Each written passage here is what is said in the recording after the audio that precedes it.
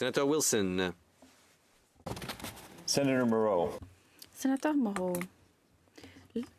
en ce moment, le système de timbre d'assises de l'industrie du cannabis exige que chacune des 13 provinces et territoires pose un timbre unique sur les produits du cannabis. Lorsque ces produits sont réaffectés à différentes régions, les timbres doivent être retirés et remplacés manuellement, l'ancien timbre devant être conservé pour l'ARC. Le retrait, le remplacement et le réentreposage entraînent des coûts de main-d'œuvre et de logistique supplémentaires, ce qui se traduit par une baisse des marges et une hausse des prix, ce qui incite à se tourner vers le marché illicite. Les leaders du secteur ont identifié ce système de timbre d'accise comme une barrière commerciale interne qui coûte environ 100 millions de dollars par an aux agriculteurs et aux fabricants. Ces leaders réclament un timbre d'accise national qui permettrait de rationaliser la production, de réduire les coûts et améliorer l'efficacité. Au début de la semaine, le ministre Leblanc a annoncé la publication prochaine du règlement d'application de la loi sur le libre-échange et la mobilité de la main-d'œuvre au Canada. Compte tenu de cela et de l'accent mis par le gouvernement sur la réduction des formalités administratives et la suppression des obstacles au commerce intérieur, pouvons-nous nous attendre à voir ce passage à un thème fiscal national dans ce règlement? Sénateur Moreau. Le gouvernement a annoncé cela comme faisant partie de l'énoncé économique de l'automne 2024. Donc, il avait l'intention de passer de ces timbres d'accise spécifiques à chaque province et territoire à un timbre d'accise national.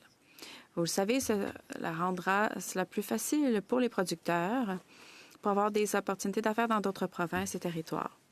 Il est important de noter que ce timbre est aussi utilisé pour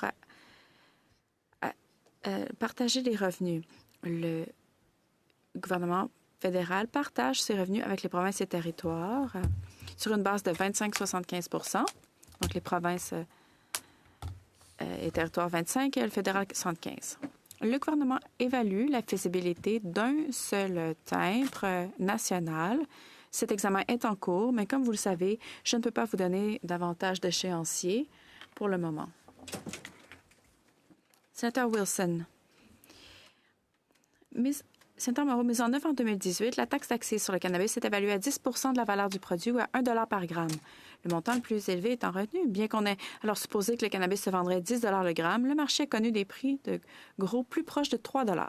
Ça signifie que la taxe forfaitaire prévaut, ce qui fait que les producteurs sont soumis à un taux d'imposition pouvant atteindre 30 % au lieu des 10 % prévus.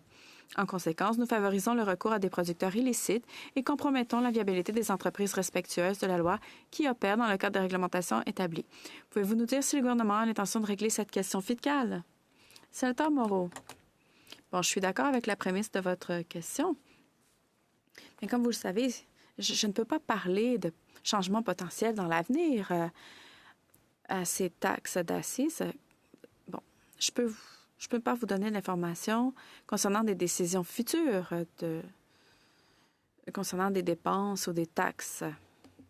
Mais je présume que lorsque ce sera annoncé, je vais échanger avec cela avec vous avec plaisir.